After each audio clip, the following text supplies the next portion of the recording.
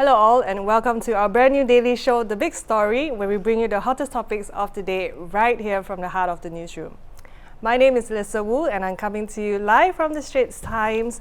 And yes, we are streaming live on Facebook and YouTube right now. So do like, comment and share this video and click that bell button if you'd like to be alerted whenever we go live. Now, more than 4,000 individuals have had their personal information leaked after part of the Singapore Red Cross website was hacked last Wednesday. The website section affected was the one that recruits people interested in donating blood. This isn't the first time that a health-related data breach has happened. In March this year, it was reported that personal information of more than 800,000 blood donors were accessed illegally and possibly stolen. I have here with me journalist Haris Baharudin, hello, to talk more about this. So Haris, what do you think is the main issue here with these data leaks? And you know, it keeps happening, right? Yeah. So personally, I think the main issue in this latest incident, it brings to light how dangerous having bad passwords and bad cyber hygiene can be, especially when it comes to protecting sensitive data. In the case you mentioned, the Singapore Red Cross mentioned that the breach is attributed to a weak administrator password, and which should not be the case, I think, because organizations that collect and use such personally identifiable information or PIIs like your names, your NRIC, your blood group, which you cannot change. Yes, have to also take steps to make sure that such data is protected.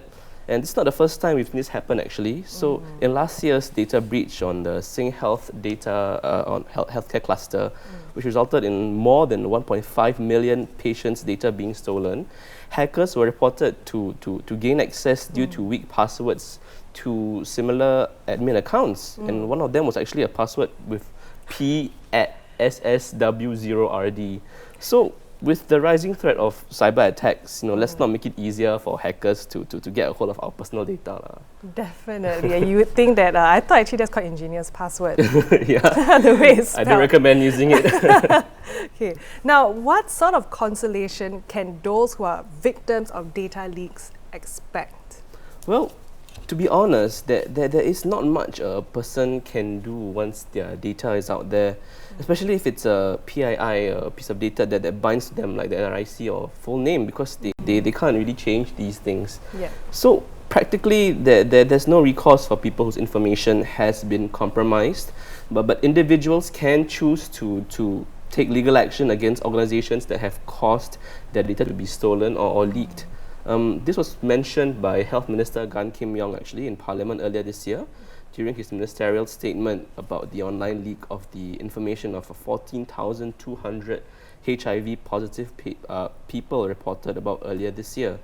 But legal action can be costly and also long drawn, and other than that, from what we know, there's not much a person can do once their information is out there and swirling around the internet. Yeah, it's until now it's not known if patients affected by both the Sing Health data breach or the HIV leak have any practical recourse. So that means basically, all our information when it's online, especially on all these for public health records, we really have to trust the government and these IT vendors to be protecting our data and taking it seriously, right? So what can Singapore's government do to ensure that the big public organizations such as SRC or the IT vendors have robust security systems and data security practices? Right. So there is the Personal Data Protection Act, the PDPA, that requires private organizations to make reasonable security arrangements to protect the personal data that they possess or control and to prevent unauthorized access or breaches or collection, use, disclosure or similar risks.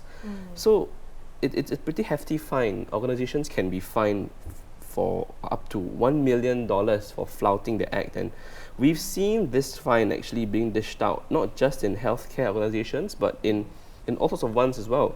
So like 3 years ago, K-Box was fined $50,000 for instance, after the personal data of its members were leaked in I think September 2014 and found on text sharing sites.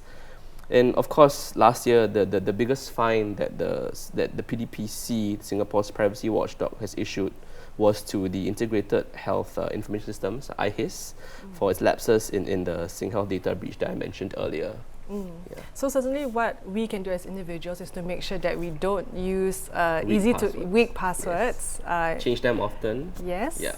And don't use the same one and just change one letter, which we usually tend to do, Correct, right? Because we have to change it so often. Yeah. Right? And it's a pain, but it's a hassle worth dealing with. I think a small step that goes a long way. Definitely. So thank you so much, Haris. Thank you. We definitely have a long way to go in practicing good cyber hygiene, that's for sure, me included. And thank you so much for sharing about this issue.